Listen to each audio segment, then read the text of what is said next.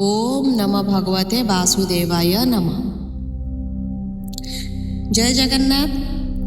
आरंभ करिबा आजिर भिडियोटी आरंभ करिबा पूर्वरु मु जणाई देबाकु चाहूची जे आजि आमे भिडियो रे ओम रो महात्म्य कौन, यह जप कले कौन फल मिले से विषय रे जानिबा तो ठीक अछि। चलतु भिडियोटी स्टार्ट करिबा। ओम सनातन हिंदू धर्मर प्रतीक। यह मंगलर आवाहनी एवं समस्त अनिष्ट अमंगलर विनाशक। धार्मिक क्षेत्र में ओम खूब गुरुत्वपूर्ण। ओम श्री स्वरूपा लक्ष्मी तथा विघ्न विनाशक गणपतिंकर संयुक्त शुभ स्वरूप। शक्ति शांति एकाग्रतार प्रतीक। ओम र अर्थ सर्व कार्यसु सर्वदा। मंत्रर आद्य उच्चारण हेउची ओम।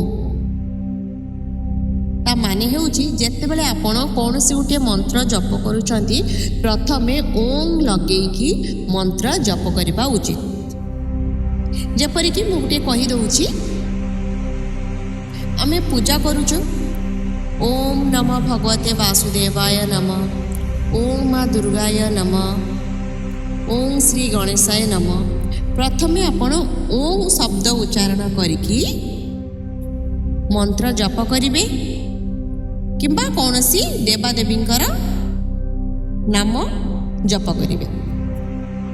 पूजा स्थल रे, जान रे, घरर मुख्य द्वार रे ओम चित्र लगाइले उपकार मिलता।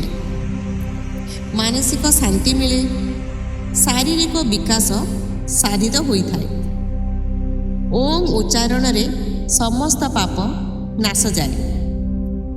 धातु निर्मित ओम को एक लाल सूतारे बांधी एहार तले घंटी लगाई रखिले सर्वशुभ लाभ होता है।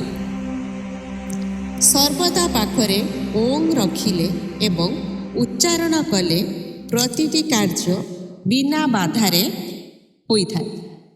एथर जानिले तो ओम रो महात्म्य कौन, यह जप कले कौन मिलता है।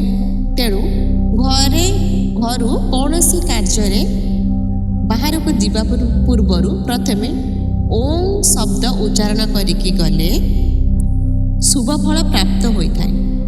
तेबे आज भिडियोटी आपण मानकु केमिति लागिला निश्चय जनइबे। और भिडियोटी शेष पर्यंत देखिथिबारु बहुत बहुत धन्यवाद। रहिली। नमस्कार। जय जगन्नाथ।